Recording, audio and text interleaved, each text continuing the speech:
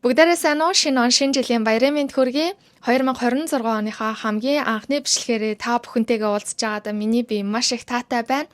За би бол хамгийн сүүлд 12 сарын 27-28-наар өөр бичлэг гэдэг булангийнхаа сүүлийн бичлэгийг оруулад түүнээс хойш бол огтхонч бичлэг оруулаагүй байгааг та бүгд сайн мэдж байгаа баха.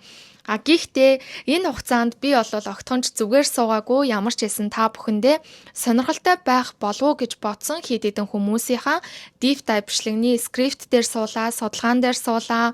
За ямар ч байсан скриптэд бол эхнээсээ ингээ гараа явсан.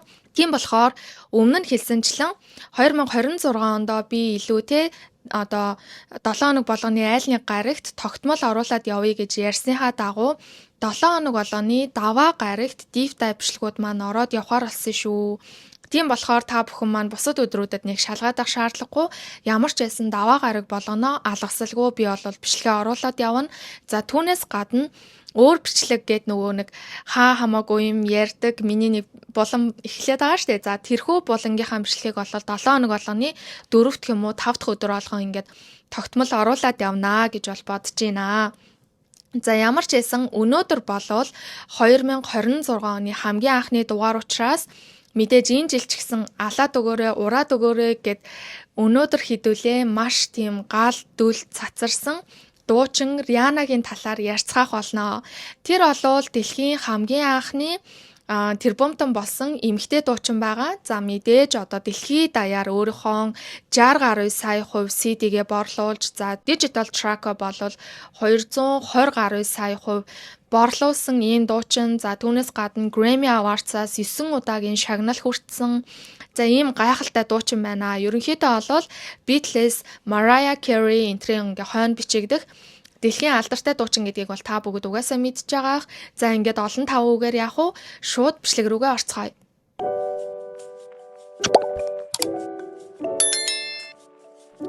За Рианагийн бүтэн нэрийг Robin Rihanna Fenty гэдэг бөгөөд 1988 оны 2 сарын 20-ны өдөр Барбадос улсын Bridgeton хотод төрсөн.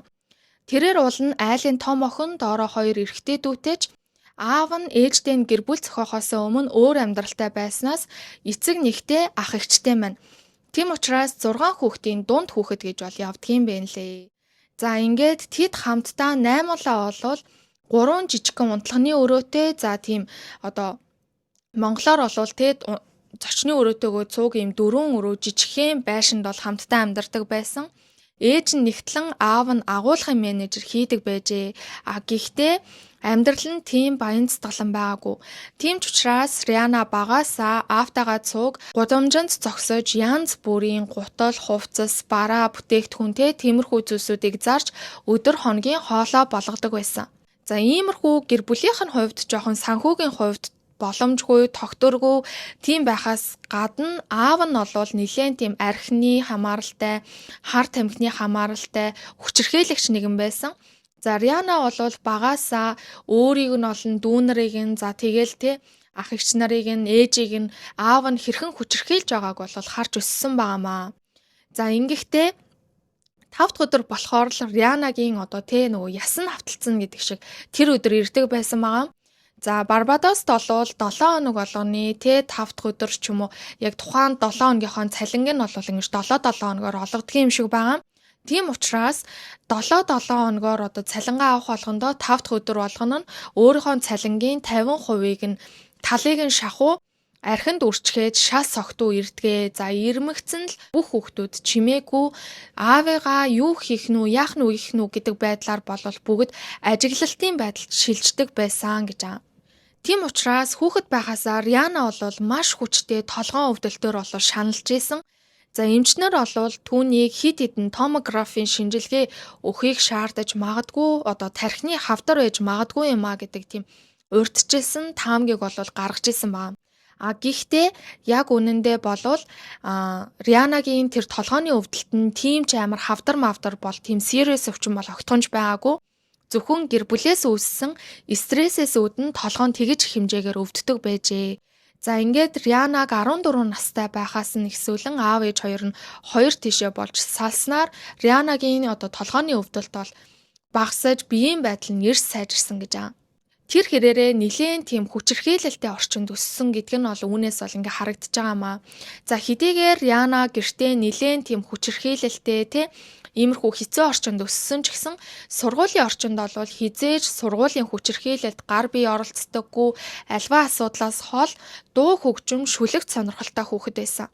За тэр болвол тухайн үедээ Whitney Houston, за тэгээд Mariah Carey, SZA, Bob Marley зэрэг дуучдыг сонсдог ирээдүйн өнгөт арьс Mariah Carey болно гэж өөрийгөө бол мөрөөдөн боддог байсан юм байна. Тэрээр хамгийн анх 8 настайдаа Mariah Carey-гийн дууг сонссноор өөрийгөө дуучин болох хүсэлтэй байгаагаа хамгийн анх удаа мэдсэн гэж байгаа. Ингээд ангийнхаа 2 охинтой цуг нийлээд охидын групп хамтлаг үүсгэн гуруулаа дуулах болсон. За энэ үе бол 2000-аад он байгаа.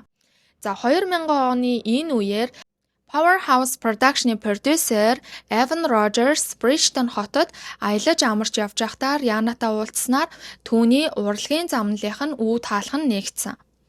За энэ Evan Rogers болвол Carl Sturken гэх залуутай цуг хамтдаа ингэж хамтран ажилладаг продюсерууд юм байна. Яг л миний өмнөх Kesha гэмшлэг дээр ярьжсэн шиг Max Martin болон Доктор Люк хоёр шиг ерөнхийдөө ингэж хамтран ажилладаг продюсерууд. За тэд бол хамтдаа NSYNC, Christina Aguilera, Shakira, за Kelly Clarkson гэх мэтчлэн олон одуудын дуунууд дээр нь бол хамтран ажиллаж исэн. За түүнээс гадна ийм продюсеруудын нэгэн адил хаана шин дуу хоолой, шин дүр төрхтэй хаана гаргаж ирэх боломжтой хүүхэд байна. Ийм одоо хүүхдүүдийн эрэлт банк гардаг байсан гэх юм уу. За тийм учраас Evan Rogers-ийн эхнэр нь өөрөө энэ Барбадос улсаас гаралтай эмэгтэй байдаг юм байна л да. За ингээд нөхөртөө болвол манай нутагт Bridgeton хотод нэг юм охтын хамтлаг байгаа сураг байна. Хоёулаа аялангаа чи тэр охтуудтай уулзаад үзвэл яасан бэ гэсэн саналыг бол тавьсан. За ингээд Evan Rogers болвол гэр бүлээрээ Америкаас Барбадос руу аялахаар очоод за тэгээд өөрсдийнхөө буудлынхаа өрөөндөө Рианагийн хамтлагийг дуудан уулзснаар хамгийн анх удаа танилццгаасан байна. За ингээд Рианаг болвол Evan Rogers харсан даруйдаа за энэ л охин юм байна л гэж бодсон гэж байгаа. 3 охин орж ирсэн. Гуруула цугтаа огтоороо үзүүлбэр үзүүлсэн. За дан дангаараа ганц ганцаараа мөн үзүүлбэрээ үзүүлсэн боловч за Рианаг л хармагцаа. За ер нь бол энэ Риана л юм байна. Тийм учраас Риана ганцаараа намайг болон эхнэрийг мань дагаад Америкийн нэгдсэн улс руу нүүж чул яасан бэ гэдэг саналыг тавьсан байна. Хэдийгээр 12, 13 настай өсвөр насны жоохон охин ч гэсэн өөрийнхөө хийхийг хүссэн зүйлийн төлөө тэрээр нэг алхам урагшилж Барбадос гэх Карибын тэнгисийн жижигхэн арлаасаа Америкийн нэгдсэн улс гэх том улс руу Evan Rogers болон түүний эхнэртэй цуг хамтран амьдрахаар нүүсэн. За ингээд 2004 онд буюу Рианаг 14 настай байхад нь Evan Rogers болон Carl Sturken-аар өөрсдийн SRP Music Group-ийн өөрийн артиста болгон гэрээ байгуулсан. Evan Rogers болон Carl нар бүтэн жилийн хугацаанд Рианаг Барбадос руу 90 очин байхад нь тусалж, за тэгээд Америкт байх хугацаанд нь гэртээ байлган, түүнийг бэлдэж, бүхий л талаар нь бол түүнд тусалж исэн. Риана ч гэсэн өөрийнхөө дуу бичлэгийн ажилдаа ханцуу шамлан орж, тоо томшгүй олон демо бичлэгийг бол бичүүлсэн байгаамаа. За энэ дундаасаа 4 дууг сонгон авч энэ тентхийн рекорд болон лейблүүд рүү өөрийнхөө тэр 4 дууг бол илгээж эхэлсэн. За энэ 4 дууг нь хүлээн авсан рекорд лейблүүд дунд бол Jay-Z-гийн үүсгэн байгуулсан Def Jam Recordings байсан. Jay-Z бол тухайн 4 дууг сонсчоод тэр дунд нь байсан нэг дуу болох Ponder Replay гэдэг дууг нь сонсоод за энэ бол угаасаа хит болно гэдгийг бол Jay-Z хамгийн анх удаа сонсоод л мэдчихсэн ч гэсэн яаран түүнтэй уулзах гэж бол яараагүй. Учир нь Jay-Z-гийн хувьд тухайн үедээ Def Jam Recordings бол хэдийнэ хөлөө олчихсан араас нь хит дуу гаргадаг хит хитэн артистуудтай бол хамтран ажиллаж байсан. Гэсэн ч араас нь хит дууг баталгаатай гаргадаг тийм баталгаатай артистыг бол Jay-Z хайсаар байсан. Гэхдээ Рианагийн тухайд тэрээр тийм яаравчланхан түргэн шийдвэр гаргахыг хүсээгүй. Хэд хоног өнгөрлөө Jay-Z-гийн толгойд Ponder Replay гэх тэрхүү Рианагийн дуу бодогдоод байсан учраас бодсны эцэст тэрээр Def Jam Recordings-ийн удирдлагуудтай болон өөрийн биеэр Rihanna-тай уулзахаар шийдсэн маа.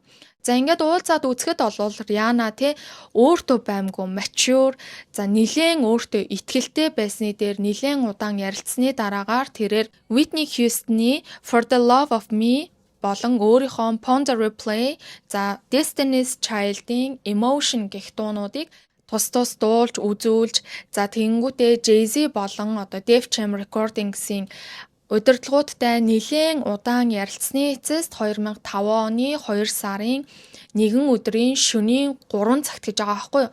Шөнийн 3 цагт Rihanna-д 2 сонголтыг тавьсан. За тэр ямар 2 сонголт байсан гэхээр за нэг болвол чи биднэртээ гэрээ байгуулахгүйгээр яг одоо байгаа энэ 29 давхрын энэхүү өрөөнөөс цонхоор бууж болж байна. За үгүй болвол чи биднэртээ гэрээ байгуулад 29 давхрын энэхүү буудлын өрөөнөөс шатаар бууж болж байна. За ингээд өөрөө шийд гэдэг байдлаар ятгах сүрдүүлэхийн голоор ямар ч байсан Rihanna-тай бол 6 альбомны гэрээ байгуулсан юм байна. За Jay-Z-тэй гэрээ байгуулна гэдэг бол Rihanna-гийн хувьд алдаж болохгүй боломж байсан.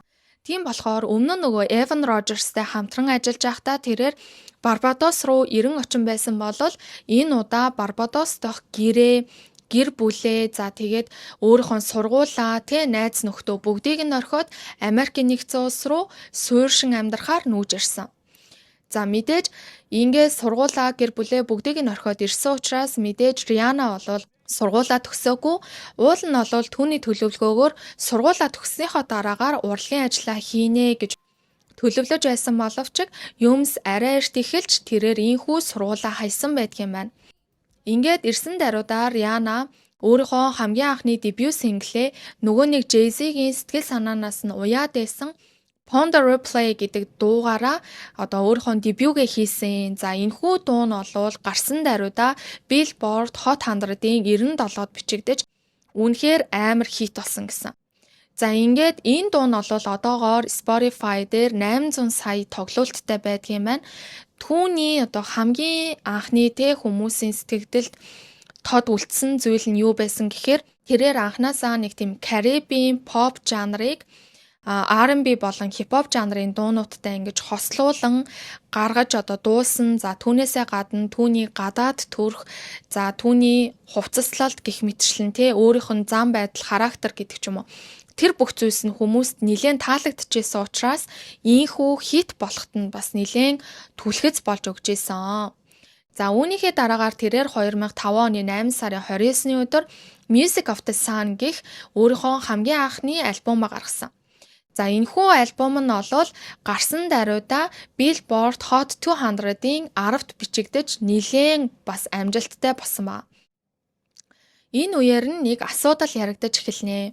За ямар асуудал байсан гэхээр Jay-Z буюу Def Jam Recordings шүү дээ. За тэгэд болвол Rihanna-гаас 3 сараар ихч мөн л өсвөр насны жоох охин байсан. Tiara-тай артистийн тим гэрээ байгуулсан. За ингэхдээ түүний гэрээ болвол Rihanna-гийн нэгэн адил бараг л тийм адилхан гэрээ байсан гэж байгаа байхгүй юу. За ингээд байгуулад удаагүй байхад нь Rihanna шинээр тухайн лейблтэй гэрээ байгуулад за ингээд Def Jam-тай гэрээ байгуулсан цагаас эхсүүлэн Tiara-г Def Jam-ийнхан бараг л ингэж хайж эхэлсэн ба. Ерөнхийдөө Rihanna-д илүү их анхаарал халамж тавьж Rihanna-г илүү их дэмжих болсон. За түүний альбом болвол Rihanna-гийн энэ Music of the Sun гэх альбомноос 3-7 хоногийн өмнө цацагдсан. Мөн л маш амжилттай болсон ч гэсэн Def Jam-ийнхан болвол стил Rihanna-г дэмжиж түүнд илүү их анхаарал халамжийг тавьсаар байсан. Def Jam Recordings бол өөрсдийнхөө анх гаргаж ирж байгаа артистуудаа таниулах зорилгоор жижиг хэмжээний тоглолтуудыг бол хотуудад ингээд жижигэн тийм тоглолтуудыг бол хийж өгдөг байсан. За ингэж хийж өгч явахдаа Rihanna-гийн тоглолтын дээр Destiny's Child хамтлаг ирж үтсэн баамаа. За энэ үедээ Destiny's Child хамтлагийн ахлагч нь Beyoncé байсан. За Beyoncé бол Rihanna-гийн үзүүлбэрийг үзчихэд за энэ охин бол нэг зүйл дуулганаа. Энэ бол үнэхээр гайхалтай хоолойтой, гайхалтай артист байна гэж бол түүнийг дэмжиж байгаагаа илэрхийлсэн байна. За энэхүү илэрхийлэл нь Def Jam Recordings Rihanna-д илүү их халамж, илүү их анхаарал, илүү их дэмжлэг тавих тэрхүү одоо нөхцөл байдалд хүрэхэд нь нэлээд нөлөөсөн гэж байгаа. За хэрвээ Beyoncé Rihanna-г биш Tiara-г илүү их одоо дэмжсэн болвол магадгүй одоо өнөөдөр Rihanna биш Tiara дэлхийн хэмжээний од болчихсон байхыг үгүйсэхгүй гэж бол хүмүүс ярьдаг юм байна лээ. Ингээд хин нь Rihanna-ч тэр Tiara-ч тэр альбомоо гаргачихсан. За ингээд өөрсдөө болвол өөрсдийнх нь хэмжээнд тодорхой тэр чинь хамгийн анхных нь альбом учраас амжилттай олчлоо гэж баяр хүртэ байжсэн чинь Tiara-гийн төгсөлтийнх нь өдөр гэж байгаа байхгүй юу? Tiara болвол Rihanna-гийн нэгэн адил өөр улсаас ирэх учраас ямар ч байсан ахлах сургуулаа төгссөн ба. За ингээ яг төгсөлтийнх нь өдөр нь бол Def Jam-аас түүн рүү холбогдоод түүнтэй дахин цаашид хамтран ажиллахаа болсноо мэдгдсэн гэсэн. Ингээд 16 настай хоёр охины яг адилхан хоёр охины нэгнийх нь амьдрал улам дээшилж нэгнийх нь амьдрал улам уруудаж эхэлсэн.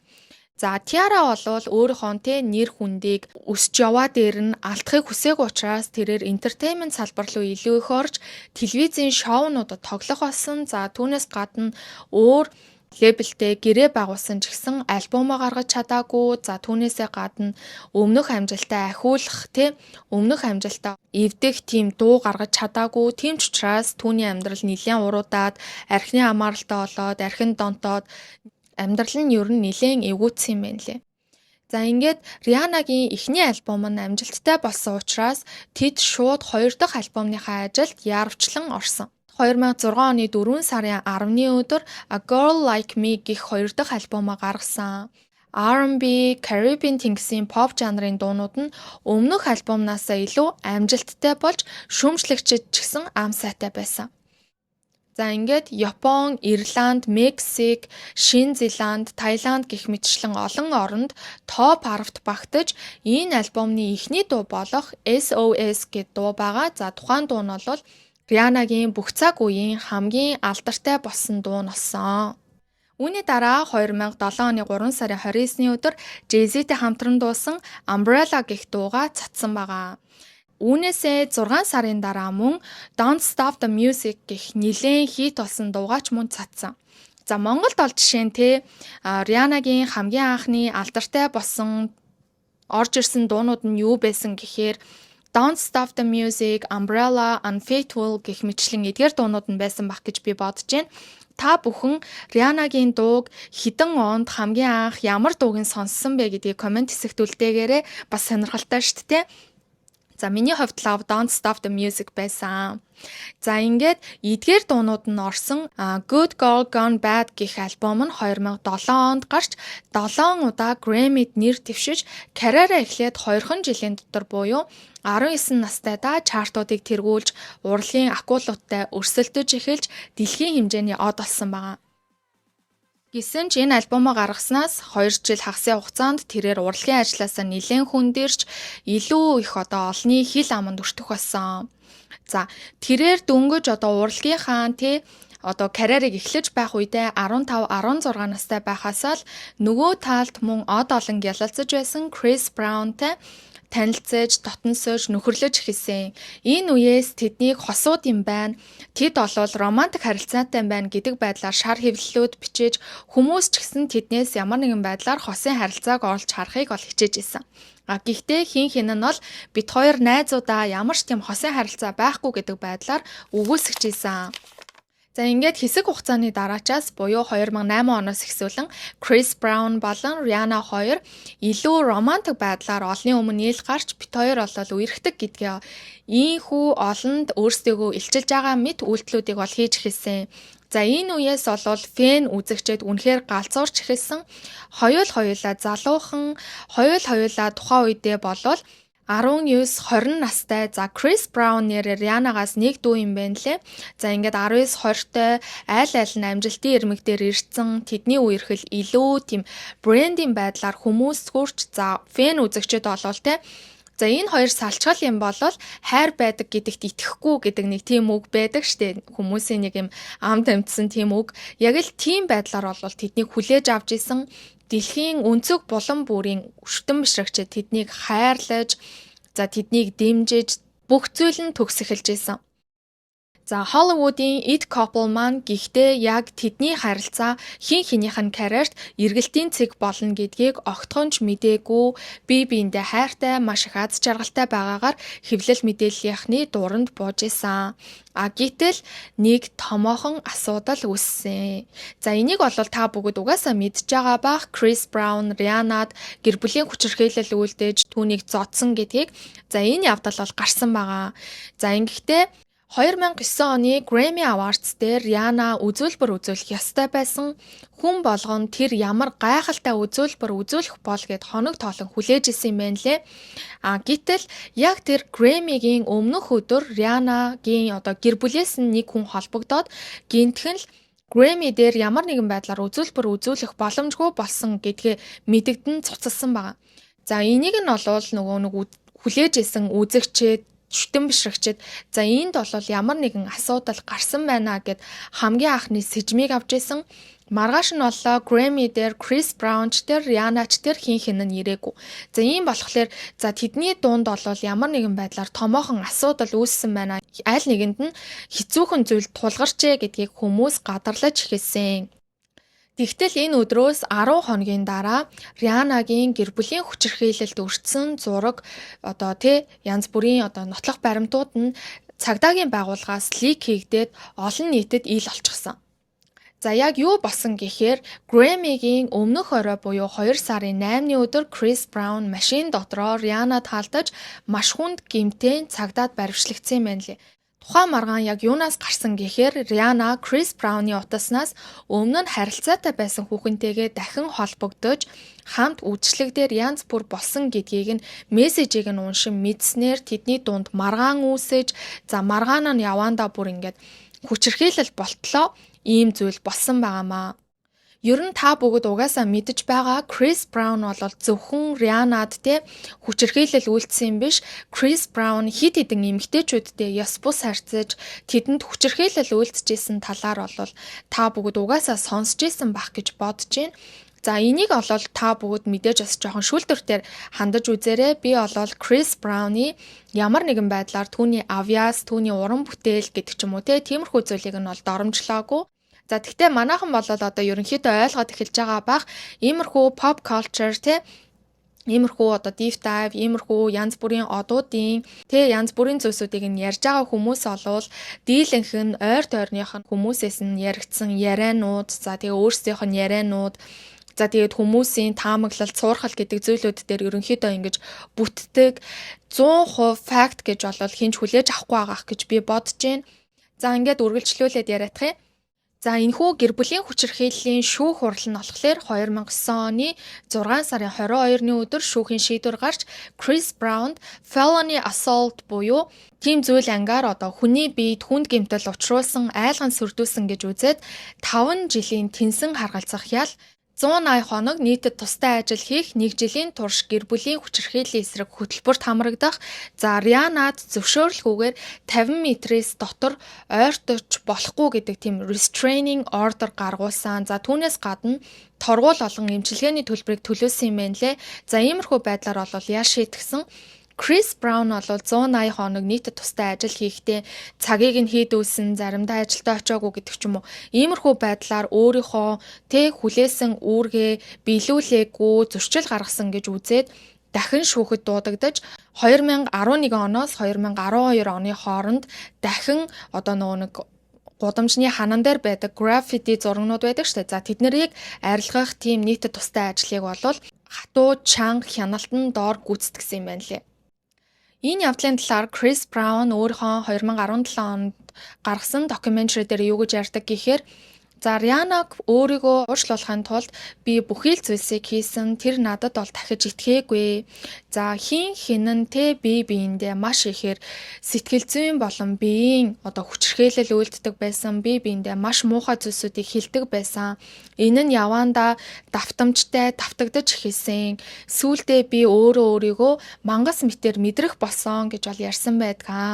За энэ явдлаас нь болоод Chris Brown-тай хамтран ажиллаж исэн брэндүүд тэгээд продюсер, лейблүүд бүгд түүнийг Хайсан бол нөгөө талд хүмүүс Рианаг дэмжиж амьд гарсан хохирогч гэр бүлийн хүчирхийллийн хохирогчдын хамгийн том нүүр царай гэх мэтэр түүнийг өргөмжилж түүний талд байгаагаа бол мэдэгдэжсэн. За гэхдээ энэхүү гэр бүлийн хүчирхийлэл дан ганц Крис Браунд санхүүгийн асуудал үүсгэсэн юм уу гэхээр бас үгүй юм байна лээ. Хэдийгээр Риана өөрөө хохирогч ч гэсэн Рианад ч гэсэн тиймэрхүү асуудал үүссэн. Риана бараг яг тэр үедээ bankruptcy буюу дампуурлаа зарлахын наахан байсан гэж аа. За яасан гэхээр Рианагийн санхүүг зохицуулдаг санхүүгийн компаниас түүний санхүүг нь буруу тооцоолж, татварын асуудал гаргаж, төсөв зардлыг нь хянаагүй гэх мэтчлэн янз бүрийн нөгөө санхүүтэй холбоотой асуудлуудыг гаргаж эхэлсэн. Тийм болохоор Риана өөрийн мэдээлгүй мөнгөгүй байдалд орж исэн. За түүнээсээ гадна олон нийт түүнийг гэр бүлийн хүчирхийллийн том нүүр царай амьд гарсан хохирогч гэж олон нийтийн анхаарал маш их хэмжээгээр Риана дээр төвлөрж исэн. За тийм болохоор тур, промо, реклам, брэнд дийлүүд нь олвол шууд зогссон байгаа. За яагаад гэхээр олон нийтийн анхаарал Риана дээр байхын хэрээр тэдэнд эргээгээд маш их хэмжээний эрсдэл үүсч магадгүй юмаа гэж брэндүүд тооцоосон учраас түүнтэй хамтран ажиллах ажлаа бол ерөнхийдөө удаашруулан түүнээс орж ирэх орлогууд зогссон. За ингээд санхүүгийн компани буруутай үйлдэлээс болж асуудалтай нүүр тулгарсан. За түүнээсээ гадна иймэрхүү брэндүүдийн дийлүүд янз бүрийн газруудын иймэрхүү дийлүүд нь бүгд цуцлагдсан учраас Риана нэлээд санхүүгийн хүнд хэцүү байдалд орсон. Ингээд энэ ондоо тухайн санхүүгийн компанийнхаа эсрэг нэхэмжлэл гаргаж 2014 онд хожим нь бол тохиролцсон. Баттай биш ч гэсэн 10 сая доллар бол гаргуул авсан гэж бол ярьж илээ. За ингээд bankruptcy болох гээд түүнд юунаас илүү мөнгө шаардлагатай байсан учраас тэрээр яарвчланхан өөрийнхөө дараагийн альбомонда ханцуу шамлан орсон байна. За түүний дараагийн альбом болох Rated R гэх нэртэй альбом нь илүү тийм dark, илүү тийм гүн утгатай, хортой харилцаа, хүнд, харанхуй хэцүү үеийг туулж байгаа мэтэр иймэрхүү дуунуудыг оруулсан нь Крис Браунтай шууд холбоотой гэж бол хүмүүс шууд үзчихсэн. За хэдийгээр энэхүү альбом нь гарсан даруйда амжилттай болсон ч гэсэн өмнөх хоёр альбомныхаа амжилтыг бол хараахан гүйцээгүйч түүнийг bankruptcy болохоос бол аварсан. За ингээд би бодож үзлээ л дээ. Крис Браунд хэрвээ Риана дуу зориулсан бол ямар дуунуудыг зориулсан болоо гэд хайж үзсэн байхгүй юу? За мэдээж олны танил гэх юм бол жишээ нь Taylor Swift гэхэд X найз залуучуудаа дуу зориулдаг гэдгээр алдартай. За түүний нэгэн адил Риана ч гэсэн Крис Браунд дуу зориулсан л ах ёстой гэж бол хайж үзлээ. Тэгсэн чинь ийм дуунуудыг бол зориулсан байдгийн байна. Хамгийн ихний дуу нь бол Russian Roulette гэх дуу байгаа. За энэхүү дуугаараа хүчирхийлэлтэй харилцаанд үлдэх амнасаараа тоглох гэсэн тийм метафороор зүйрлэлээр хүчирхийлэлтэй харилцаанд байгаа гэдгээ илэрхийлсэн тийм дуу байгаа. За түүний дараачаас Firebomb гэдэг дуу байгаа юм байна лээ. За энэ нь бол нэлээд тийм токсик, хор хөнөөлтэй хайр нь явандаа бол сүрэл болж байгаа тухай. За түүнээсээ гадна Man Down гэдэг дууг бас зориулсан байна лээ. За энэ нь бол өөрийнхөө дотоод уур хилэнгээ дүрслэл болгон Крис Браунд зориулжээ. За түүнээсээ гадна Love the Way You Lie гэх дуу байгаа. Нөгөө Eminemтэй хамтран дуулсан. За энэний бол part 2-ыг бүр ингээд онцгойлон Крис Браунд зориулсан гэж бол ярьж исэн. За тэгээд энэ Take a Bow гэж дуу байгаа. За энэ дуу бол Крис Брауны гэр бүлийн хүчирхийлэл үйлдэхээс өмнө гарсан ч гэсэн тэдний харилцааны ихэнх шатыг бол энэ дуугаараа дүрслэн дуулж байна гэж бол үздэг юм байна лээ. За тэгээд хамгийн сүүлийн дуу болох Diamonds гэдэг дуу байгаа. За энэ бол өөрийгөө дахин олох, өөрийгөө дахин хайрлах, хайраас илүү өөрийгөө нэгт тавих гэсэн тэр өөрийнх нь мэдрэмжийг илэрхийлж байгаа дуу гэж болол хүмүүс үздэм байлээ. За иймэрхүү байдлаар ингээд 5-6 дууг болол Крис Браунтай шууд холбож түүнд зориулсан гэж бол хүмүүс үздэг. За ерөн ч олвол тийм байх боломжтой. За ингээд гэр бүлийн хүчирхийлэл гарснаас хойш тэр чинь 2009 оны 2 сард гарсан шүү дээ. Тэгвэл 11 сараас нь эхсүүлэн Риана энэхүү гэр бүлийн хүчирхийллийн талаар бол өөрөө ярьж эхэлсэн байгаа. Хамгийн анхудаа ам нээж ярьж эхэлсэн. Ингэхдээ ABC News ярилцлага өгөхдөө Крис бол миний амьдралын хамгийн их хайрласан хүмүн байсан. Бид бие биенээ хайрлахын хэрээр бие биендээ бие биенийгээ өвтгөж, бие биендээ аюултай болж эхэлсэн. Энэ ганцхан удаагийн явдал байгаагүй. Энэ бол давтамжтай хүчирхийлэл байсан гэх утгатай зүйлийг ярьсан бөгөөд ийм харилцаанд үлдэх болсон шалтгаан нь карьерт минь муугаар нөлөөлөх болов уу гэсэн айдас байсны дээр trauma bonding буюу өөрөөсөө бурууг хайх. Би л буруу зүйл хийсэн болохоор надтай ингэж хандаад ах шиг байна. Би л буруу зүйл хийсэн учраас надад ингэж хандаж намайг зодлоо гэдэг ч юм уу те. Гэхдээ би ингээд буруу зүйл хийхээ болчвол энэ мань надад хайртай штэ, би ч гэсэн хайртай штэ гэдэг ч юм уу. Иймэрхүү бодлоор хүлэгдээд явж чадахгүй байсан. За гаднаас нь хараад хүндлэнгийн хүмүүс дүгнэхэд бол амархан. Зүгээр салаад явчихгүй яасан. Зүгээр орхиод явчихгүй яасан. Яах гэж үлдсэн гэдэг ч юм уу. Иймэрхүү байдлаар шүүмжлэх бол амархан байдаг. Альва харилцаа гаднаас харагдаж байгаа шигэ амархан байдаггүй. Дотроо бүх зүйлс өөрөөр өрнөж байдаг. Түүнээс гадна энэ харилцаан чинь дан ганц өдөр болгон хүчирхийлэл байгаад байсан юм байхгүй штэ. Бидний дунд бас хайр байсан, бидний дунд аз жаргалтай мөчөөд байсан. Тэр зүйлээсээ холдохгүй байх гэсэн хүсэл мөн энд байсан гэж аамаа. За түүнээс гадна нэг том гой гаргалгаа юу гэж ярьсан гэхээр миний хувьд нилээн нэрээ тийм шүү гэж бодогдсон зүйл бол хэрвээ хүчирхийллийг алдаа гэж харах юм бол хүн уучлалдаг гэнэ л дээ. За хэрвээ хүчирхийлэл гэж харах юм бол хүн явхаар шийддэг гэж аа. За ийм байдлаар бол тэрээр өөрийнхөө энэхүү харилцааныхаа талаар гаргалгаа гаргаж өөрийнхөө мэдэрчээсэн бүх зүйлсүүдийн талаар бол ярьж исэн. За иймэрхүү ярилцлагуудыг янз бүрийн ток шоунуудад тэгээд түүнээсээ гадна Опрагийн шоу, ABC News гэх мэтчлэн иймэрхүү газруудад бол ярилцлага өгч исэн. Үүний дараачаас өөрийнхөө 5 дахь альбом болох Loud гэх альбомоо гаргасан. За энэхүү альбом нь та бүгдийн сайн мэддэг What's My Name, Only Girl, S&M гэх мэтчлэн хит дуунууд нь багтсан. Ингээд харахаар 2005 онд л гэрээ байгуулах гээд бүлтгэнээс сууж исэн охин чинь хэдийн дэлхий дахина 12 сая хувь өөрийнхөө цомгийг борлуулчихсан, чартуудад тэргуун байрыг эзэлж, за түүний тоглолтууд бол нэг ч тасалбар үлдэхгүйгээр зарагддаг болчихсон байна. За энэ үеэс түүний оргил үе нь эхэлсэн гэж байгаа байхгүй юу? Өмнө нь ингээд маш амжилттай байсан ч гэсэн одоо л түүний оргил үе нь эхэлж байгаа гэж байгаа. За гэтэл энэ үе нь бол дөнгөж 21 нас хүрж байгаа. Түүний арх тайм хэрэглэж болох нас нь дөнгөж ирж байгаа энэ үе байгаамаа. За үүний дараачаас тэрээр Talk That Talk гэх нэртэй альбомоо 2011 онд гаргаж Def Jamтай 2005 онд байгуулсан 6 альбомных нь гэрээ нь ийхүү дуусгар болсон. За 6 жилийн хугацаанд 6 хит альбом гаргаж ийм хурдан хугацаанд тухайн гэрээний үүрэг биелэгдэж дуусжээ. За энд нэг сонирхолтой факт байгаа. За юу гэхээр Rihanna бол эхний 1-2 хит болсон альбомн дээрээ ямар нэгэн байдлаар бүр ингээд төрсэн цагаасаа хойш дууны альбом ёсны тийм сургалтанд бол хамрагдалгүйгээр гаргаж хит болсон маамаа.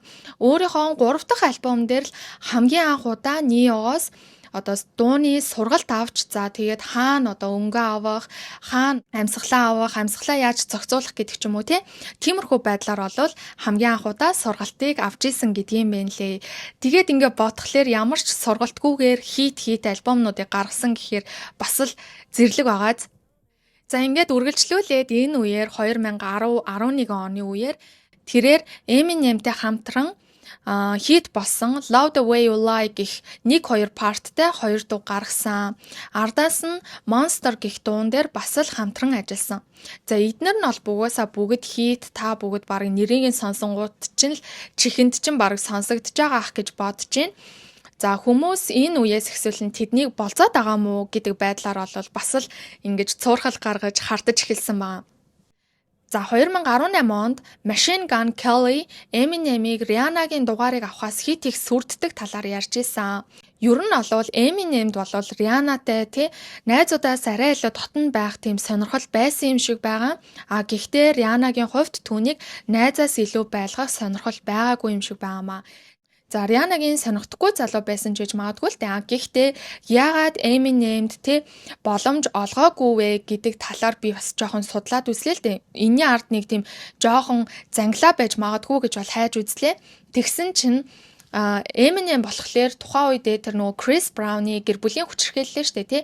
Гэр бүлийн хүчирхийлэл хийсний дараагаар 2009 онд өөрийнхөө Bagpipes from Baghdad гэх дуун дээрээ Chris Brown-ы талд байгаагаар Rihanna-г жоохон тийм ёжлонгуй байдлаар дуулсан юм байна лээ. За энээс нь болоод Rihanna болвол тэгэж их одоо тэрэнд нь реакцлаагүй, огтхонч тоогоогүй, түүнийг олонний өмнө гаргаж ирж яриаггүй. Гэхдээ олон нийт болвол за Eminem болвол Chris Brown-ы талд байгаа юм байна гэдэг мессежийг аль үжээний авчихсан байсан.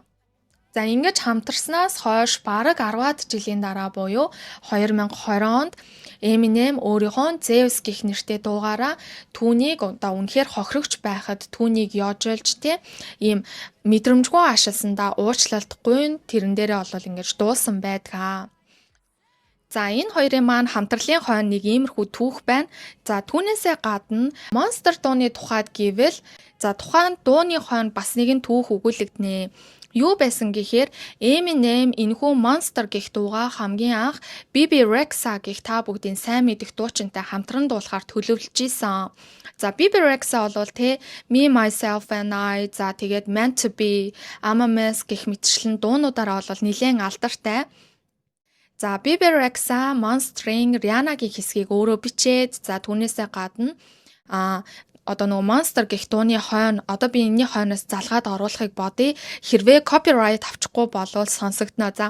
За тэр одоо ийм backing vocals-ыг нь бол хийсэн гэж байгаа.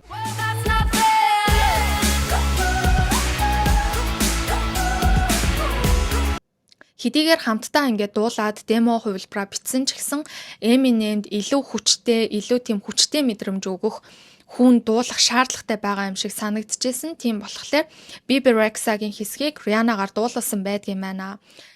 За гэхдээ Eminem шууд Bebe Rexha-тай хамтдаа дуу бичээд бүр ингээд демогоо хүртэл гаргачихснаа гинтэл би хүчтэй хоолойтой хүнтэй энэхүү дуундар хамтармаар байна гингүүтээ Bebe Rexha-г гаргана гэхээр жоохон сонирн байгааз. За гэхдээ үүний ард бол нэг өөр түүх өгүүлэгдэж байгаа гэж бол яриа байсан. За юу байсан гэхээр Eminem Rihanna-гийн карьерийг аврахын тулд энэхүү дуун дээр хамтарсан гэдэг тийм яриа байсан. За яагаад гэхээр энэхүү Monster гэх дууг болвол Дирид зориулан дуусан гэдэг тийм яриа байна лээ.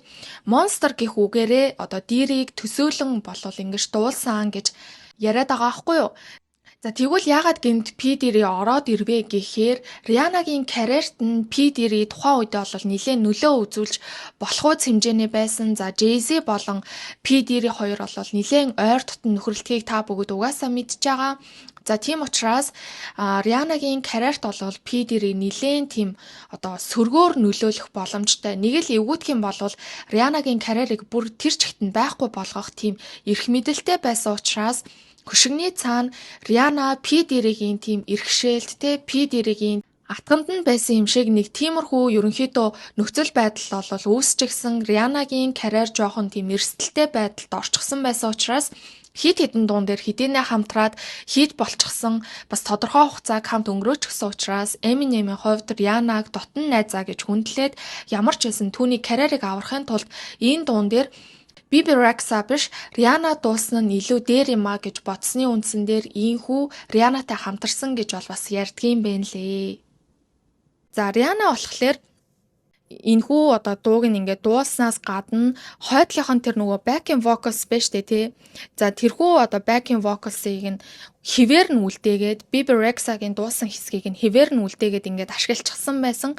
За энээс нь болоод Bebe Rexha юу гэж ярьж ирсэн гэхээр за би дуу зохиогч гэдэг байдлаараа олвол энэхүү дуунаас хувь хүртдэг гэхдээ миний тэр backing vocals дээр надад ямар ч тийм хувь одоо хүртэх боломж байдаггүй. Миний зүйлийг ашиглачаад ингээд надад ямар ч ингэж хувь хүртээдэггүй. Тэгээд миний зөвшөөрлгүй энийг ингээд үргэлжлүүлээд ашиглчихсан байна лээ гэдэг байдлаар жоохон харамсалтай байна гэдэг байдлаар бол ярьж исэн. Иннээс нь болоод фэнүүд бас л Rihanna-г жоохон шүүмжилж эхэлсэн. Өөрийнхөө дууг өөрөө бичдэггүй, хүний бичсэн дууг дандаа дуулдаг гэх мэтчлэн. Ер нь Rihanna бол өөрийнхөө дуунуудаас бараг л тоотоо хитгэнийг л өөрөө битсэн. За ихэнх нь бол маш олон дуу зохиогчид нийлж агаад, Рианатай нийлж агаад нэг иймэрхүү санаагаар, иймэрхүү үгтэй, иймэрхүү дуу зохиомоор байна гэдэг ч юм уу. Иймэрхүү байдлаар ярилцаж болвол дууг нь зохиож өгдөг. Иннээс нь болоод жоохон юм backlash бол хүртсэн байгаа. За ингээд backlash хүртэж энэ үеэр нь буюу 2012 13 оны энэ үеэр Nobody's Business гэх дууга тэрээр цацсан байгаа. За энэ нь бол олонд нэг тийм сонин мэдрэмжийг өгж исэн. За яасан гэхээр яг л нэг өөрийнхөө өмнөх хүчирхийлэгчийг өөрийнхөө тэр өмнөх хайртай хүнээ санаад өгүүлээд байгаа юм шиг утгатай, өнгө аястай байсан. Тийм болохоор хүмүүс олвол за энэ Риана болвол Крис Браунийг өгүүлээд байгаа юм байна. Энэ хоёр баг буцаад нийлэх гээд байгаа юм биш үү гэдэг байдлаар болвол хартаж, жоохон тандаж ярьж эхэлсэн байгаа. За тэдний таамаглалч гэсэн биелэлээ олж Крис Браун болон Риана хоёр түр хугацаанд иргэн нийлсэн. За энэ иргэн нийлтийн талаар Риана юу гэж ярьж ирсэн гэхээр тэрээр Опрагийн шоунд оролцохдоо тэр үнэхээр миний амьдралын жинхэнэ хайр юм аа. Крис өөрчлөгцсөн. Би түүнд итгэсэн. Тийм болохоор л бит хоёр ингээд эргээд нийлцсэн гэж бол ярьсан баа. За ингээд эргээд нийлж байх үед нь нэг restraining order байгаа штэ.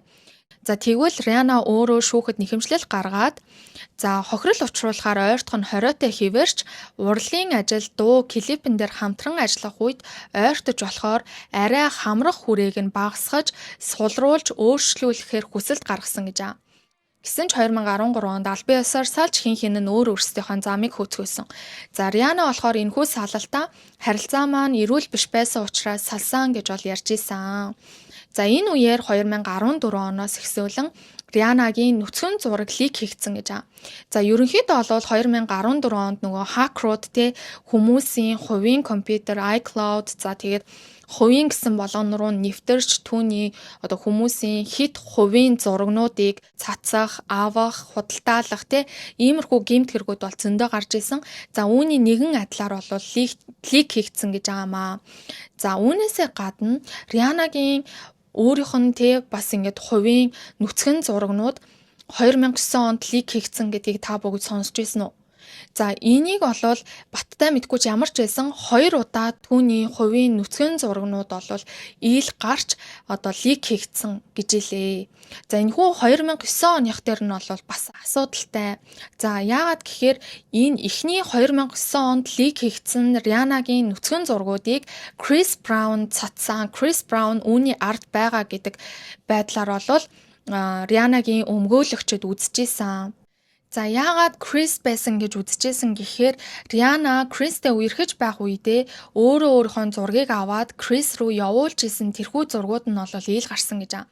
За үүн дээр бол нэг бол Крис үнийг задруулсан, үгүй болвол тухайн гэмт хэрэг гэр бүлийн хүчирхээлэл гарсан гэмт хэргийг мөрдөжсэн мөрдөгчд дундаас энэхүү зураг нь лик хийгдсэн гэдэг байдлаар бол Рианагийн өмгөөлөгчд хардчихсан гэх юм уу? За энэс нь болоод 2009 онд Риана гэр бүлийн хүчирхийлэлд орсондоо биш, өртсөндөө биш яг өөрийнх нь хувийн зургуудыг цацсан гэдэг шалтгаанаар Крисийг ямар ч байсан шоронд оруулахыг бол хичээж исэн байна. За энэ үед бол Крисийн өмгөөллийн багт ажиллаж исэн өмгөөлөгчд за тэгээд тэд нар бол яг энэ зургуудыг хамгийн анхны source нь хаанаас эхлэлтэй байна, хэн энэхүү зургуудыг гаргасан бэ гэдэг байдлаар хүнээс ам дамжиж ингээд судалж шинжилж хайж явсаран байгаад Денмаркийн нэг залуу хакертаад Рианагийн зургуудыг хүмүүс зархаар оролдож байсан гэдгийг нь бол мэдсэн байнамаа. За гэхдээ энэхүү лик хийгдсэн зургууд нь бол яг ямар зургууд байсан гэдгийг нь харж байгаагүй учраас би сайн мэдэхгүй байна. Одоо мэдээж хайгаад олдохгүй л ингээд бүгдээ нь бол устгацсан л байгаа. Гэхдээ нэг юм яриа байсан. За энэхүү Рианагийн зургууд шалтан нүцгэн зургууд донд Кэситэй хамтдаа авахсан шалтан зураг нь мөн лик хийгдсэн гэдэг байгаа байхгүй юу? За үүнтэй нь холбогдлолтойгоор PD-ийг хүртэл татагтан оролцсон. За нэг бол PD-ийн энэхүү зургуудыг цацсан. Үгүй бол бас нэг хөгжмийн продюсер байгаа. За энэхүү хөгжмийн продюсер цацсан, үгүй бол цагдаагийн газраас лик хийгдсэн, үгүй бол Крис Браун гэх мэтлийн ийм замбраагүй ийм их юм болсон юм байна лээ. За тийм болохоор Крис Брауны өмгөөлөгчд энэхүү зургийн Анх лик хийсэн хүн нь бол хакер байсан байна. Энэхүү хүмүүстэй ямар ч хамааралгүй байна гэд тухайн хүмүүсийн нэрийг цэвэрлэж Рианагийн өмгөөлөгчдөд мэдгдсэн гэдгийм байна лээ. За үргэлжлүүлээ Drake болон Rihanna хоёрын situationship-ийг ярьцгаая. За яагаад ингэж хэлж яах гэхээр Rihanna болон Drake хоёр маш олон жилийн хугацаанд үерхэд байгаа ч мэддэхгүй, болцоод явуулдаад байгаа ч мэддэхгүй маш тиймсэн сонио харилцаатай олон жилийг өнгөрөөсөн шүү дээ. Тэд 2005 онд буюу Rihanna-г дөнгөж карьераа эхлүүлж байх үед нь яг л Chris Brown, Rihanna энэ төр хоорондоо танилцчихсэн үедээ нэгэн зэрэг шахуу баг ингээд танилцсан байгаа байхгүй юу.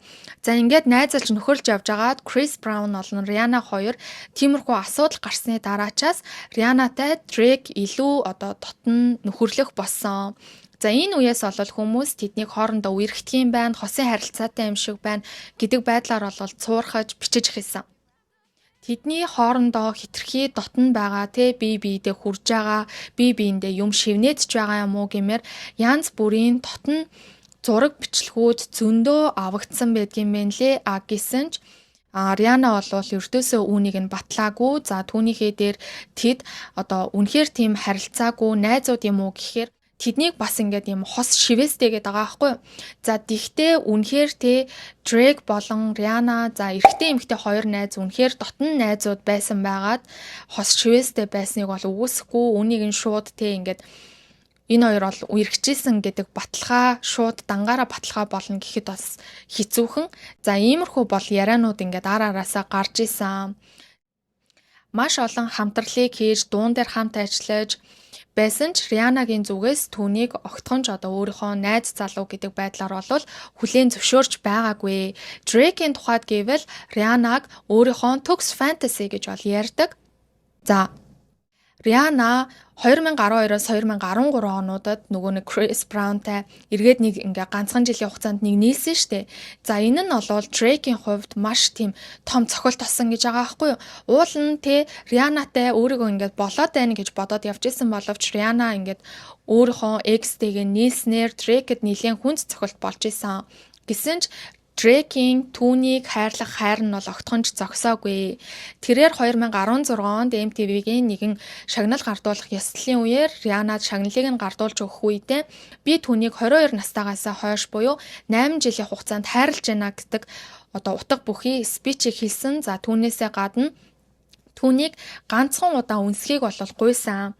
За гисэн ч Rihanna яг ингээд окей гэд ингээд үнсгэжсэн эцсийн мөчөд бултаад хөөхий Drake ингээд хүзүү хаваар л тэгэл үнэрлээл хөөхий салсан.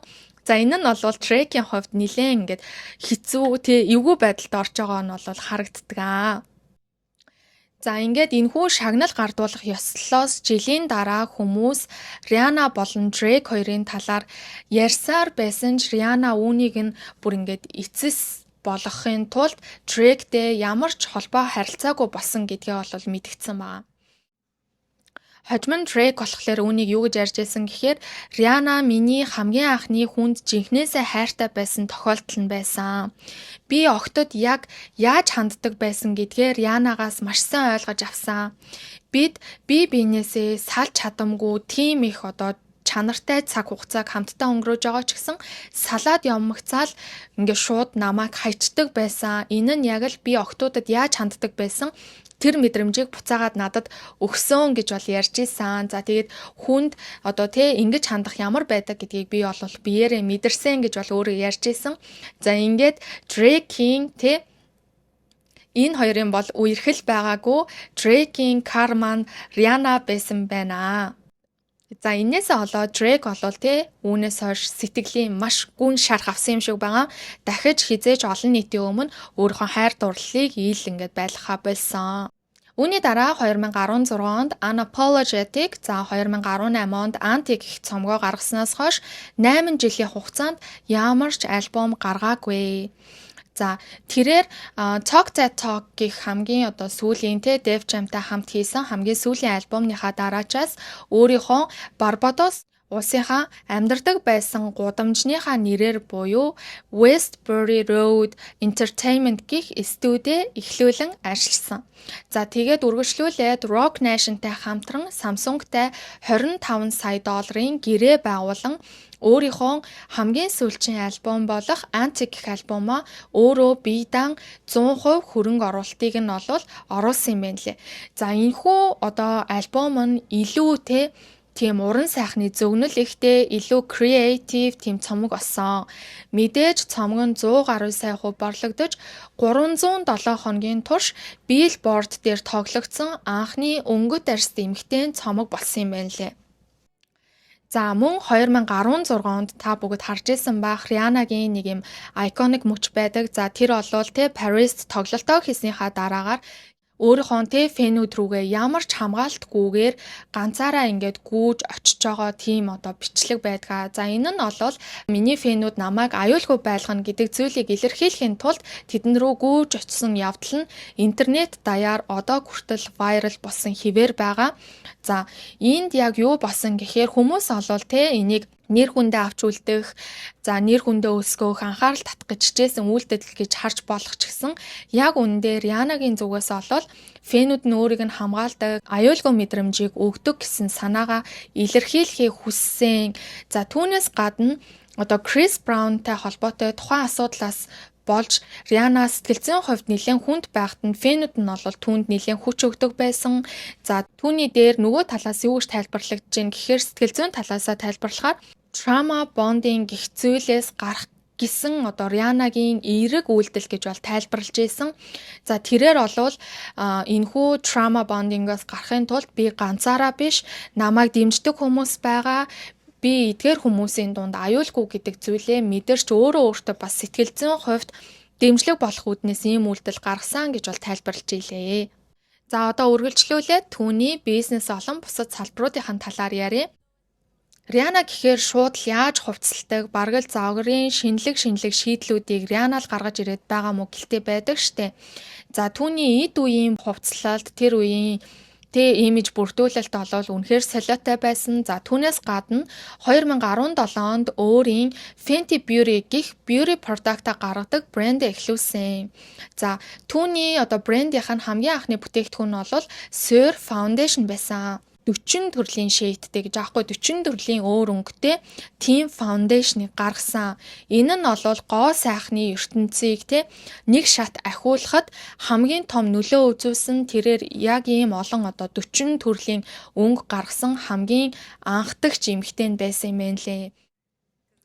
За тэрээр энэхүү фаундейшнээ Sephora тэргүүтээ дэлгүүрүүдтэй хамтран 3,000 дэлгүүрүүдэд борлуулж ганцхан сарын дотор 72 сая долларыг олсон.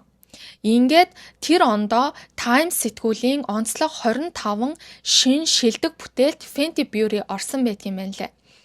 За одоо Rihanna өөрөө энэхүү Fenty Beauty-гийнхаа хувьцааны 50%-ийг өөрөө эзэмшдэг. Энэхүү Fenty Beauty нэгээс 2 тэрбум доллараар үнэлэгддэг юм байна. За энэ үеэр буюу 2017 оноос 2020 оны хооронд Саудын Арабын бизнесмен Хасан Жамил гэх залуутай 3 жилийн хугацаанд Rihanna маань үерхсэн. За гэхдээ энэхүү харилцаа маань гэр бүл болоогүйг та бүгд мэдж байгаа. Ингээд Rihanna зүгээр нэг дуучин, зүгээр нэг од биш. Тэр жинхэнэ брэнд болж хөгжсөн байгаа. За түүнтэй янз бүрийн брэндүүд хамтран ажилладаг. За түүний оролцсон сурчлага болгоно нь хэдэн сая хувиар борлуулагддаг, хэдэн сая доллараар үнэлэгддэг гэж байгаа. За ингэхдээ Rihanna зүгээр нэг сурчлаад өнгөрөх биш, тухайн бүтээгдэхүүн, тухайн коллекшн юу вэ хамтарч байгаа тэрхүү брэндээ илүү тултлан сурчлах үүднээс өөрөөсөө гарах бүх хүчин чармаалтаа гаргадаг. Ингэснийхаа хариуд тэрээр маш их хэмжээний борлуулалтыг тухайн брэнддээ оолж ирч чаддаг. Хангалттай сайн сурчилж чаддаг учраас брэндүүд ингэж хамтран ажиллах дуртай байдаг гэж сонссон. За ингээд иймэрхүү байдлаар бизнесээ хийгээд завгүй ингээд ажиллаж амьдарч явж явах үед нь нөгөө талд түүнийг бас ингэж буруутгах шүүмжлэх хүмүүс байсан.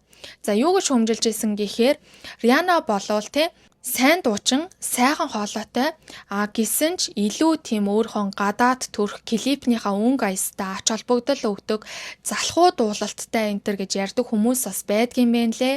Бас антигаас хойш альбом гаргаагүй нь тэрээр одоо нөгөө дуулах чадвар нь муудчихсан.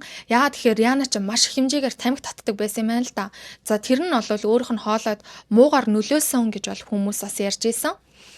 За ингээ үргэлжлүүлээд тэрээр 2021 онд Forbes сэтгүүлд түүнийг дэлхийн хамгийн баян дуучин эмэгтэйгээр зарлан нийт хөрөнгөөрөө Опрагийн дараа буюу хоёрт бичигдэх хэмжээний хөрөнгөтэй болсон гэдгийг нь бол зарласан байна. За энэ үеэр буюу 2020 оноос эхсүүлэн A$AP Rocky-тай тэрээр үерхэж байгаад 2022 онд өөрийнхөө хамгийн анхны хүүхдээ үлгийдэж авсан байгаа шүү дээ. За тэд бол 2022 оны 5 сард анхны хүүхдээ төрүүлж үүнээсээ 9 сарын дараа буюу хоёр дахь хүүхдээ дахин тээж байгаа гэдгээ Super Bowl-ийн halftime show-ны үеэр харуулсан байдаг. За та бүгд тэр halftime show-ны үзүүлбэрийг үзээгүй хүмүүс байхгүй байх гэж би бодож байна. Үзээгүй болвол заавал үзээрэй. Үнэхээр ингээд нүдээ салахын аргагүй 12-3 минут байдаг баха. За тэгээд Риана маань 2023 оны 8 сард өөрийн хоёр дахь хүүхдээ төрүүлж удаах охиноо 2025 оны 9 сард төрүүлжээ. Ингээд хосууд маань 2 хүү 1 охинтой ам бүл тавуула болцоосон байна.